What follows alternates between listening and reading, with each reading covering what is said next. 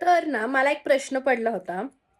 तो असा की मी जस्ट माझी डिलिव्हरी झाली आणि मला तो प्रश्न पडला होता 6 महिन्यात पहिल्या, की जेव्हा मी कन्सीव्ह म्हणजे करण्याचा निर्णय घेतला नव्हता आणि लग्न झाल्यानंतर बरेच 2-3 वर्षानंतर मी बराच वेळ घेतला, पण तरी सुद्धा सगळे मोठे लोक म्हणतातच, अगं एक मूल होऊ दे, मूल होऊ दे, मूल होऊ दे. पण या गोष्टीसाठी सगळे प्रोत्साहन देतात. पण हे कोणी सांगत नाही की तुला मदरहूड जर्नीमध्ये काय काय गोष्टी फेस कराव्या लागतील. आणि मी हा प्रश्न आईला विचारला होता माझ्या, की आई तू हे मला हे का नाही सांगितलं सगळं, की हे पण करावं लागतं, हेही असतं. तर आई म्हणाली होती की तुला आधीच कशाला घाबरवायचं, मग तू उगाचच काहीतरी वेगळा निर्णय घेशील.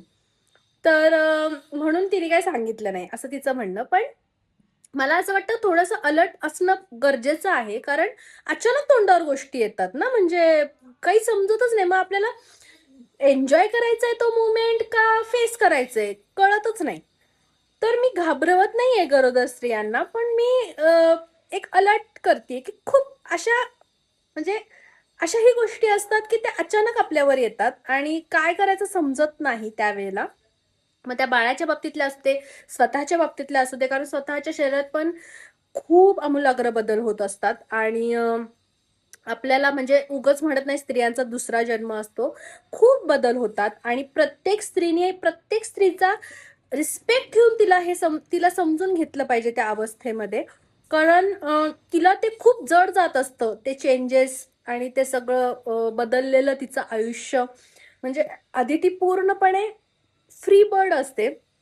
तिला कधीही काहीही करता येत असतं आणि अचानक ते सगळं स्टॉप होतं, बंद होतं आणि तिच्या मनाप्रमाणे खूप कमी गोष्टी तिला करता येतात आणि कधीही आईची गरज पडते बाळाला, कधीही तिला पळावं लागतं बाळाकडे. आणि मी कंप्लेंट नाही करत आहे अजिबातच. आई पण हे खूप सुंदर प्रवास आहे आणि तो सगळ्यांनी अनुभवला पाहिजे. पण काही सुरुवातीच्या दिवसांमध्ये आपल्याला काही गोष्टी जड जातात आणि मग त्या गोष्टींना फेस करताना आपण स्वतःकडे दुर्लक्ष करतो आणि म्हणजे ते दुर्लक्ष पण आपल्याला कधी कधी त्रास देतं, की आपण किती स्वतःकडे दुर्लक्ष करतोय.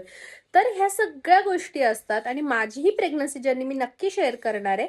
पण मला हा प्रश्न नक्की पडतो, की प्रत्येक स्त्रियांनी हे सांगितलं पाहिजे ना, म्हणजे की हे हे असतं बाई. आता हे थोडं थोडं सगळ्यांनी, आयांनी, सासवांनी सांगितलं तर काय फरक पडतो ना, की तुला कधीही जेवता जेवता शी धुवायला जायला लागू शकतं किंवा तुला 8 तासाची सलग झोप काही वर्षांसाठी विसरावी लागणार आहे. जसं की मी आता माझं बाळ